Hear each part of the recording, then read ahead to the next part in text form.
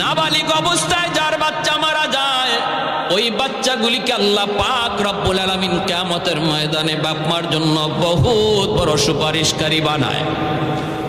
বাচ্চাগুলি আল্লাহর কাছে ডাক দেয়া কয়, মালিক, ও মালিক, তুমি আমারে দুনিয়াতে পাঠাইছো, পাঠানোর সময় আমার মা কত কষ্ট করছেন, জান বের হয়ে যায় অবস্থা।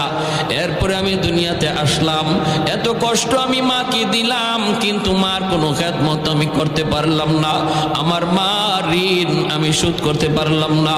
আল্লাহ, আজ যদি তুমি আমাকে জান্নাতে দিতে চাও, আমার মা বাবা সারা জান্নাতে যাইবো না, হয় আমার বাপ মার সাথে জাহান্নামে দিয়ে দাও, হয় আমাকে আমার বাপ মার সাথে জাহান্নামে দিয়ে দাও। রব্বুল আলামিন তখন বলে, বান্দারে, আমি আল্লাহর আদত হচ্ছে জাহান্নামীকে জান্নাতে দেওয়া, কিন্তু